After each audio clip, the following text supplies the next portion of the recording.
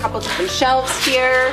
It became really difficult to plaster inside. I think it'd also be very difficult to lime plaster inside there. So what we're gonna do instead, and also because we bought a dishwasher, what we're going to do is shape this out of wood instead of using the bamboo. These are what we used originally to form the countertops. So it's the same thing that you would do for a wall, where you make a cage, some going up and then some holding it this way. We had some difficulty with the barro, the mud plaster, kind of going in between each of the cañasas and then leaving us with like strands of plaster that was coming down, and then it got super hard to like plaster this side. Even though it had texture, it just kept falling off.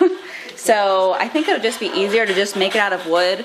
We have so much wood that was extra left over because we changed up the roof, so we're recycling wood. A lot of it is, you know, 150 years old. And this is what they look like, so they're squared off already, so this will allow us to put them kind of close together, so when we plaster over it, we don't have plaster that's kind of seeping through all those cracks and then just like going on the lower shelves and stuff. So using things that are squared off is a lot easier in this case, especially if you're trying to make a surface that's flat. If you're making something that's a wall, it's okay if it drips down, so the bamboo serves amazingly for that. But for something that's a flat surface, countertop, table, try to use wood that's squared off that you've had, you know, sent to a carpenter, and this will make it just so much easier. What I'm going to do here is build a wooden kind of flat wall here, a wooden shelf for the dishwasher to sit on top of. It's a countertop dishwasher, but we're going to actually place it within the shelf.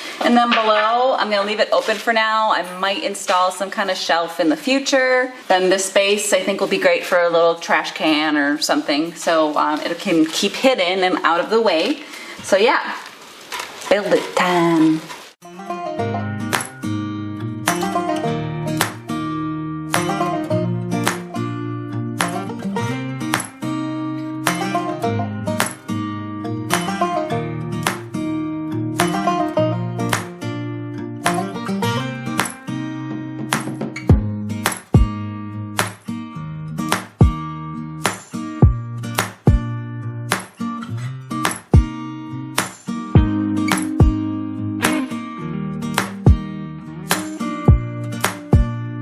In just the worst of moods today, and I was thinking of maybe not working. I really did not want to do it today. It's been a 3-year project, so just, you know, sometimes it just gets tiring, especially because we're not living here. We live about 10 minutes away.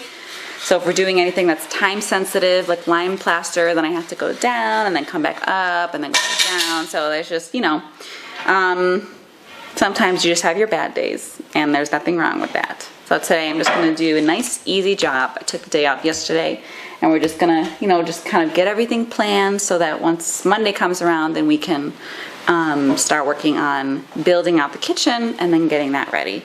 And the satisfaction of having it done is like so exciting. You just, you know, have to kind of keep powering yourself through the work and know that every little bit that you put in will get you one step closer. So trying to keep that in mind, trying to keep it in mind that literally everything is so wonderful and I'm so blessed, but even so, it's, you know, it's okay to have your bad days. There's really no bad days, but it's okay to have your stressful days. Oh, to spend a lifetime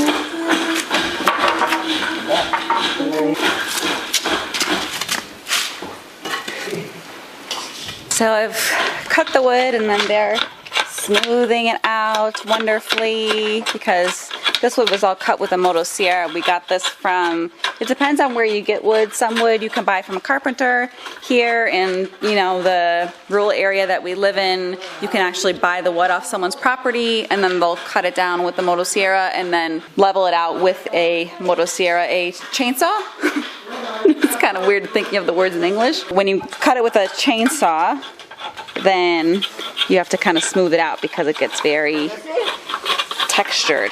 So that is going to be for the frame for the window, and it is going to go in this new room So this room was originally going to be like a closed meditation space. We decided that we'll have kind of a really nice dedicated meditation space, sitting space on a different part of the property. So this would be perfect for a kid's room, for a guest room. And yeah, so cut open this wall. Gonna have a nice little window put in there. And then, yeah, then we gotta get to plastering this guy. This is the last room in the house that needs plastering. Every other room has the plaster.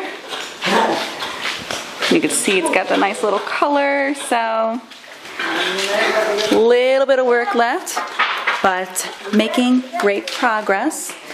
This is what the bedroom is looking like now. So Benino did a beautiful job doing the lime plaster on this. So the lime plaster, the base layer is white. Lime comes out white.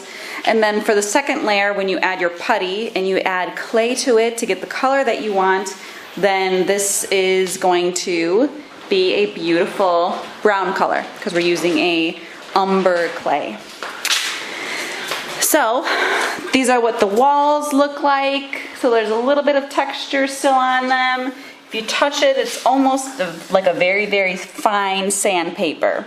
If you're okay with that, you can leave it that way. But we experimented with the Moroccan Tadillac technique. We realized that we really, really like it. We love how it feels. Makes you kind of want to hug all the walls. If the walls have that gritty sandpaper, it's not texture, then it's not as welcoming, or it doesn't feel as nice to the touch. Or if you bump into it, then you might snag your clothes. But so this is how it came out. Kind of difficult to see, but when I tell you that this is so completely smooth, it honestly feels like a stone, like a piece of marble, or if you go to a stone bath, Mediterranean stone bath, then that's what this feels like. It's super soft. And one thing that you can probably see is, so this is the layer that we did, the first layer. This is the other practice layer that we did, and it's a little bit more of a sea foamy green. So one thing that you have to keep in mind when you do this technique is that because you're adding powdered color, natural clay pigment to the lime, you're going to need more color to get the color that you want. As lime dries, it lightens a lot. So I loved how this color came out when we did the first try, but I wasn't really paying attention too much to exactly how much color I put in. I just kind of estimated it, how it looked. And so this seemed like it was the same color, but it ended up coming out a lot lighter. It looks white. It doesn't have that beautiful sea foamy green color. So maybe because the surface isn't as important to keep super waterproof, then maybe we'll put a lime paint color over it. So just the same mixture, but just kind of paint it on. We might do that here just because I really love that color. But then for the rest of the bathroom, which came out wonderfully, this is the shower. So the shower has its first round of lime plaster. We put in a little seat here, so if you're shaving or whatever, then you don't have to be standing. And then I put in these little Moroccan inlets for some soap or shampoo, and I'll probably add a little wooden thing here to give more space for the shampoos and stuff. So all of this will be Tadillac, all of it will be waterproofed using that technique. We put in this cute little window here to let the steam out because we live in this is a wooden space. So want to make sure that you allow steam to exit so you don't get any kind of mold or anything with the wood. But yeah, so looking beautiful. This is the outer shower wall. Once you add the lime plaster, it just brightens up the space so much. Before, when it was all just mud, then it was super dark in here. That window helped a lot. And then now it feels just so much brighter, like you can breathe in here, like it doesn't feel like too cavey, if that makes sense. To raise up my kitchen counters, I made them a little bit low, and I did that intentionally, thinking that it would be a little bit more accustomed to me, but it turned out it was actually too low. So that's the best part of working with mud, is that you can customize absolutely everything, to your art, to your style, to your body shape. It's your house, and then, you know, if you grow out of it or someone moves in, then they could actually just make an adjustment by adding more mud and replastering and adjust it to them, to their style, to their body frame. So what we did here is, this used to be the countertop.